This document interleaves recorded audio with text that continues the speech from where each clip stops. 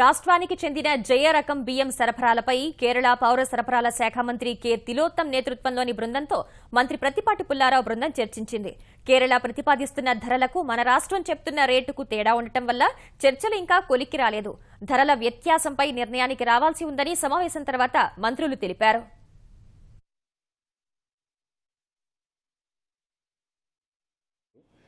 Rate difference కొంత ఉంది. అది సార్ట్అవుట్ ఎలా చేయాలో మళ్ళీ డెలిబరేషన్స్ కొన్నిసార్లు జరుగుతాయి. జరిగిన తర్వాత ఒకవేళ అదిగిన ఒక పద్ధతి ప్రకారం వస్తే దాన్ని కంటిన్యూ చేయడానికి ఏమో అబ్జెక్షన్ లేదని కూడా పుల్లారావు గారు చెప్తున్నారు. ఈరోజు మొదలుపెట్టాము. మేము కోరేది ఏంటంటే ఇది ఒక నెలకు కాకుండా కంటిన్యూస్ ఒక సంవత్సరానికి కంటిన్యూటీ ఉంటే బాగుంటుందని చెప్పి మన ఆఫీసర్ చెప్పడం జరిగింది. జయా రైస్ వెరైటీ కేరళకి ఓనం పండుగ వస్తుంది సెప్టెంబర్లో.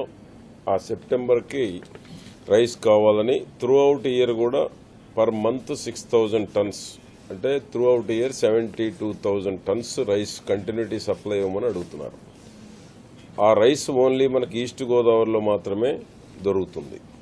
అదర్ వెరైటీస్ ఏంటంటే వాళ్ళు ఇంకా కొన్ని వెరైటీస్ ఉన్నాయి, అదర్ మన కామన్ వెరైటీస్. కాబట్టి వాళ్ళకి ఏంటంటే 6,000 టన్స్ జేఆర్ రైస్ కోసం వాళ్ళు ఈరోజు రావటం జరిగింది. రైస్ మిల్లర్ అసోసియేషన్స్ వాళ్ళు 47 రూపీస్ చెప్తున్నారు. కాబట్టి వాళ్ళని కాస్ట్ టు కాస్ట్ బేసిస్ వాళ్ళ మనుషుల్ని ఇక్కడ పెట్టి మన సివిల్ సప్లైస్ కార్పొరేషన్ తరఫున ప్రొక్యూర్ చేసి దాన్ని కన్వర్ట్ చేసి కేరళకు డెలివరీ ఇవ్వడానికైనా సరే లేదా డైరెక్ట్ ప్యాడీ సప్లై చేయడానికి కూడా త్రూ సివిల్ సప్లైస్ కార్పొరేషన్ ఇస్తామని మనం వాళ్ళకి ఆఫర్ చేశాం.